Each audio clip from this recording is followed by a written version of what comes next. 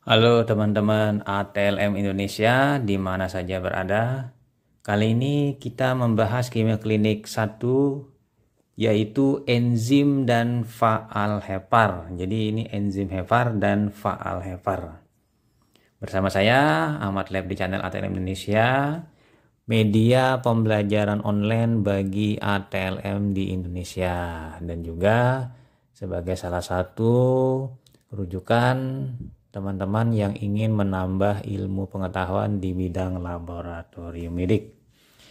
Langsung saja kita bahas materinya sebagai berikut, yaitu fungsi hepar. Fungsi hepar adalah hati. 1. Metabolisme karbohidrat, protein, dan lemak. Dia berfungsi sebagai dalam hal metabolisme. Jadi pusat metabolisme tubuh itu di hepar. Kemudian yang kedua, sintesis protein tubuh. Kemudian yang ketiga, penyimpanan besi, glikogen, lemak, dan vitamin. Jadi vitamin yang larut dalam lemak itu akan disimpan di hepar. Kemudian yang keempat, detoksifikasi, menetralisasi racun. Dan yang kelima, ekskresi hasil metabolisme, yaitu bilirubin, amonia, dan urea. Jadi pembentukan yang 3 zat ini berada di hepar. Kita pindah ke tes enzim hepar.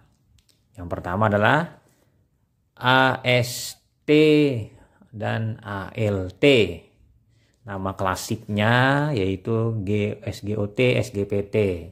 Yang mana ini namanya sudah tidak dipakai lagi karena ini nama yang hanya ada di Indonesia literaturnya. Literatur internasional adalah AST, ALT atau GPT, GOT.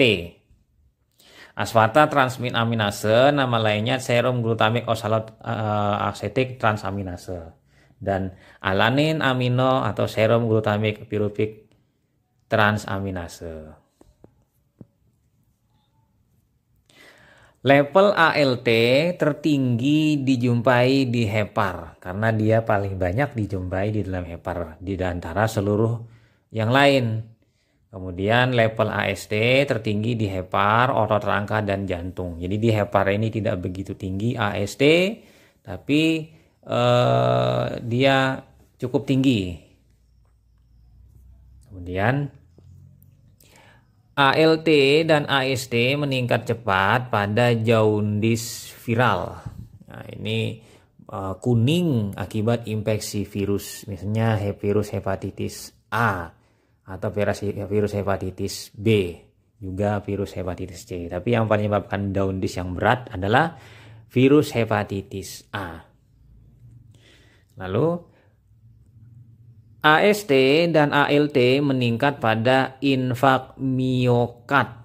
Ini meningkat terutama AST-nya. Jadi kematian pada otot jantung. Infak jantung. Kemudian pada apa lagi? Infak ginjal dan lainnya. Nah, ini untuk nilai rujukannya ALT itu 10 sampai 40 U/L. Ya kan, pada pria, pada wanita 7 sampai 35 U/L, sementara AST pada pria 14 sampai 20 U/L dan wanita 10 sampai dengan 36 U/L. Nah, ini nilai rujukan. Kemudian kita pindah ke alkali fosfatase atau ALP. Dulu namanya AP, nama internasionalnya ALP.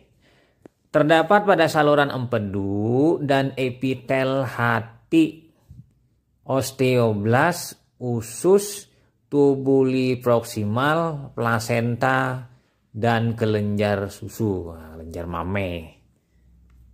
Lalu paling sering diukur untuk menyatakan adanya obstruksi saluran empedu. Jadi kalau ada sumbatan saluran empedu, ALP lebih cocok untuk pengukuran ini. Lalu meningkat tinggi 10 kali pada obstruksi ekstrahepatik.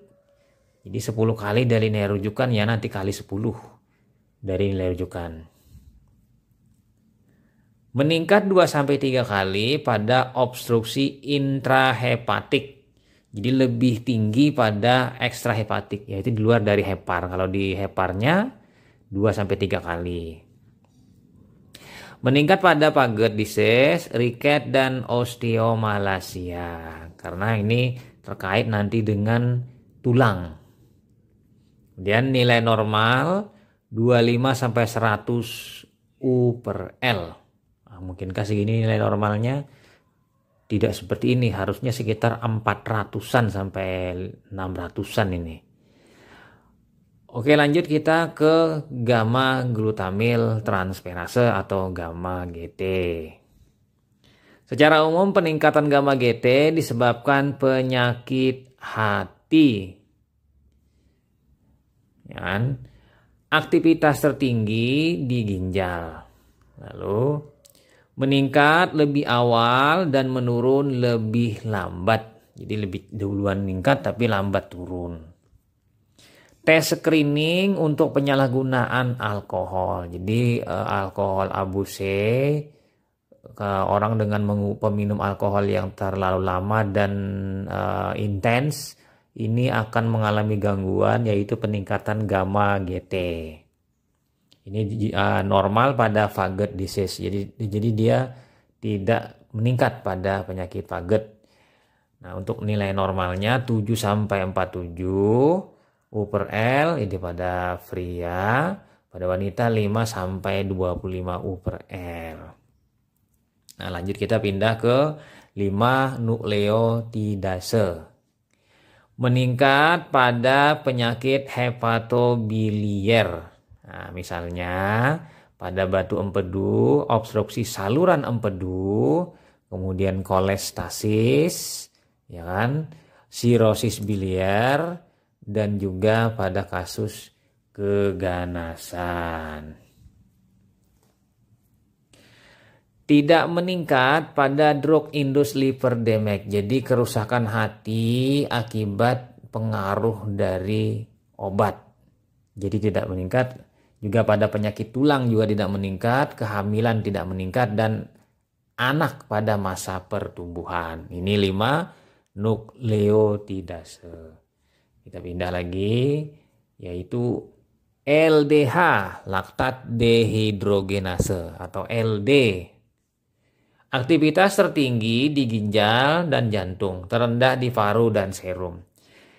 LDH5 dan LDH4, ini kan isoenzimnya ini. Isoenzim 5 dan 4 menunjukkan aktivitas primer di hepar. Jadi dia dominan untuk fungsi hepar, isoenzim LDH5 dan LDH4.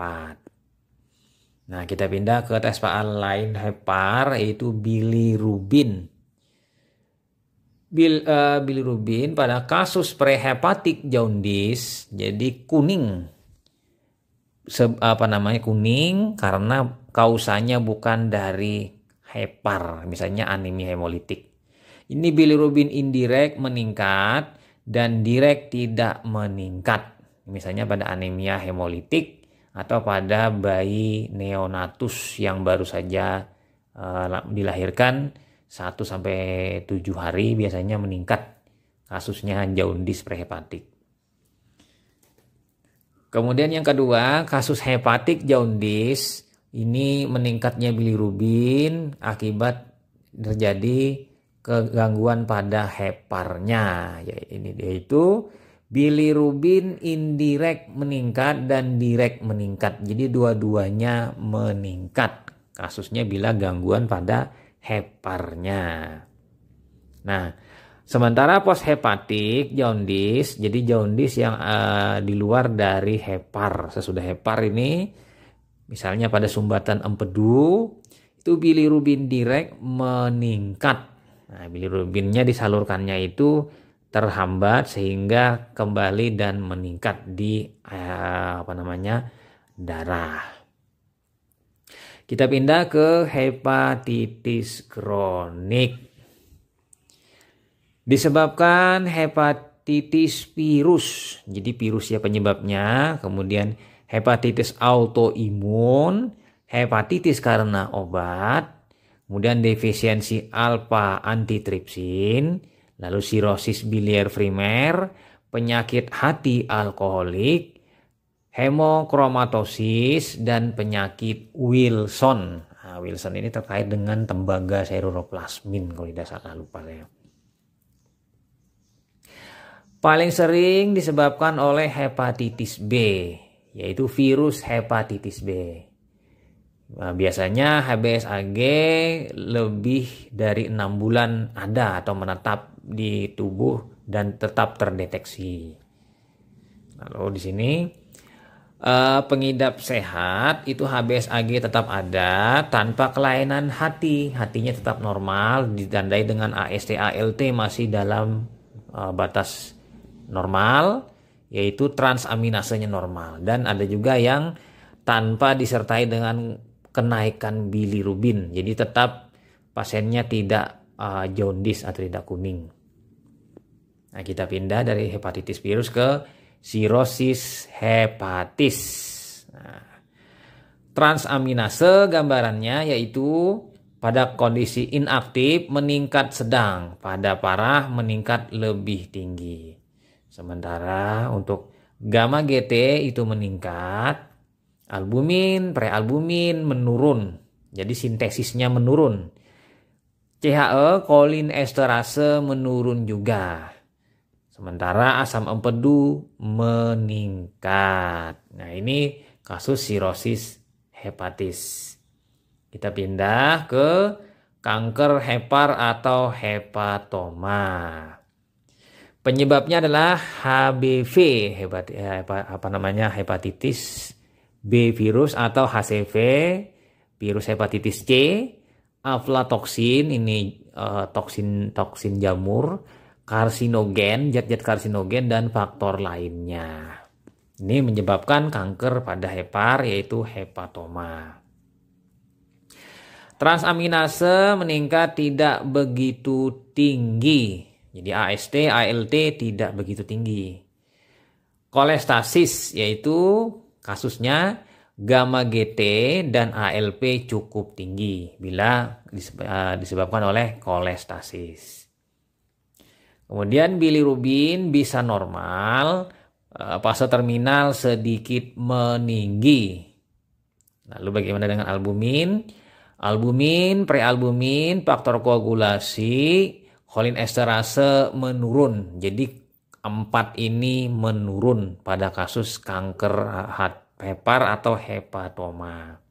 Nah, sementara AEP, alfa fetoprotein, petanda tumor paling penting di atas dari 200 nanogram per miligram. Ini alfa feto. Nah, temannya alfa feto itu adalah CEA. CEA ini meningkatkan kepekaan AEP. Jadi di panel berdua bersama ini akan meningkatkan sensitivitas, spesifisitas untuk adanya kanker hepar atau hepatoma.